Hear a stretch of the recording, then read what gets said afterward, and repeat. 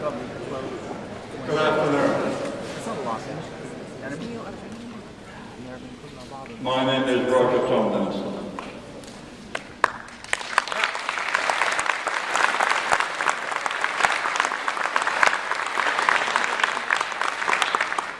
I never got a clap as quickly as that before. I want you to know that this is my favorite time of the whole user conference.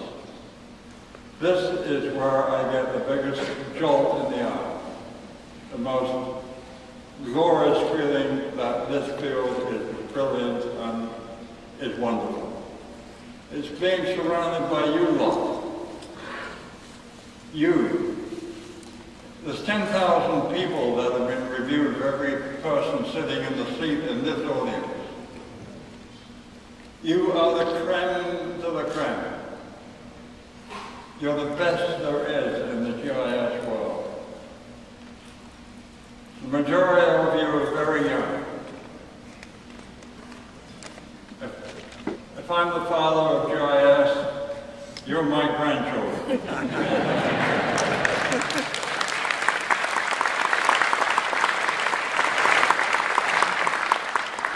And I'm remarkably proud of my family.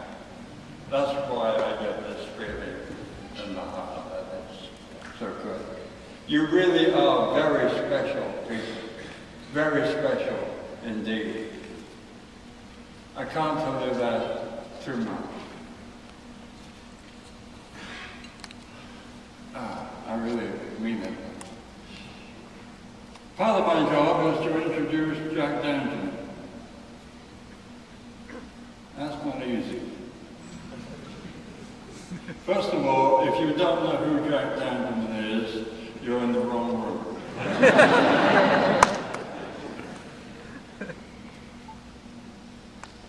I want to... He's a very good friend of mine. Quite simply, I love him. There's nothing more simply put than that. I know he's a friend of yours, too. And you'll find that out as you go forward in your work. There's a couple more things I want to say about him that are absolutely true.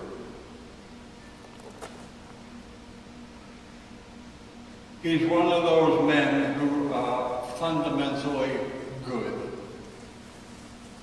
They're very rare. And he is definitely a good man. In every translation of that word that you can put on it will stand up in time and in reality.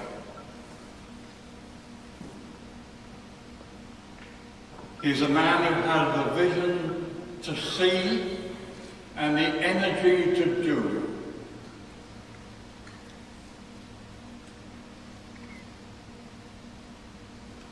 Here's a man who, if you catch the words, he has his head in the cloud and the faith in the crowd.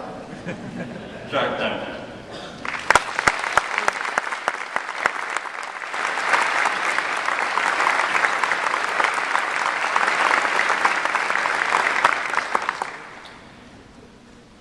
It's very nice of you to say that. He has been my inspiration for all these years, decades actually, and it's touching. I love him too. And today, we're here about you and your work. I first want to thank all of you for coming. I know that some of you have come a long distance and traveled a long way. I like to think of this as the Academy Awards of GIS. So, the little lights, the stars, all of these things. And this is also all about you and your work. The purpose of this meeting is exactly about acknowledging you and what you've done. I know something about achievement, and I also know something about what it takes to get there, and so does Roger. And we know that it isn't easy. It takes a lot of determination, and a lot of work, and a lot of hard work. And I'm going to talk about that more in a minute. As Roger mentioned, each year we ask for nominations for this award, and there are hundreds of thousands of organizations, as you know, about 320,000 organizations. And so Roger's correct, it's about 1/10 of 1% that get recognized. And they are geographically represented. We purposely sample this by different regions of the world because we're looking for best practices of work in different cultures and in different geographies. I want to just touch on a few of these that give you kind of a cross-section of who you are. And this doesn't mean that the ones I mentioned are any better or worse than any others, because from my view, you're all doing a lot. But I want to acknowledge the anti-terrorism group in Massachusetts and the city of Graz in Austria because of their incredible city administration system. Also, the electricity organization for distribution in Canada, PowerStream is their name. The Estonia Land Organization, a very small country, has built a complete enterprise system for land work, building a foundation for the spatial data infrastructure in that country. The city of Bergen in New Jersey, because they're in the field measuring health and putting it into a database and helping understand epidemics and respond to disasters. In China, the National Mapping Agency, who's built the foundation base map infrastructure for the entire country. A little organization called Casey Trees in Washington, D.C. that does nothing but plant trees, my favorite thing in the world, in Washington.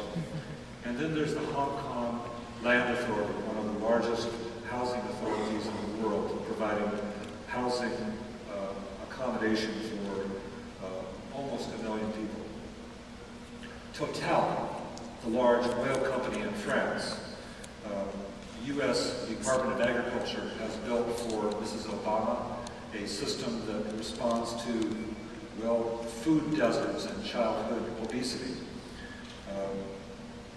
In Australia, there's a group who has built an accounting system for carbon accounting of forestry there and other kinds of agricultural practices. The large retail store of Target across America is using GIS to help better rationalize site location and provide the right products in their store. The Singapore Armed Forces is making the world a safer place by using GIS for their applications. The Defense Intelligence Agency, the largest intelligence organization in the world, is using it with maps and making the world a safer place as well.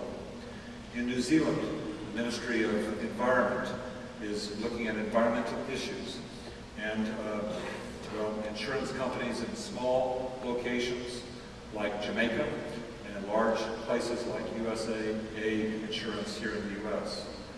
And again, I'm very fond of saying that Davis Arboretum is using GIS to manage their plants and their trees. And CSX, the huge railroad company here in the United States, is managing their railroads and ports. And in Moscow, the cadastre for Russia. This is very interesting to me. Portals. And little country Sri Lanka, after they stopped the war, has built a national GIS system, and they're using it for village resettlement and planning.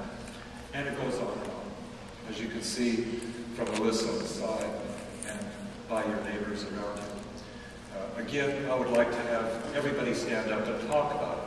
But like we did on Monday, I'd like to take just a moment and have you meet one new other user organization and tell them about your project. So could you do that for me now? Turn around and meet somebody and tell them about your project.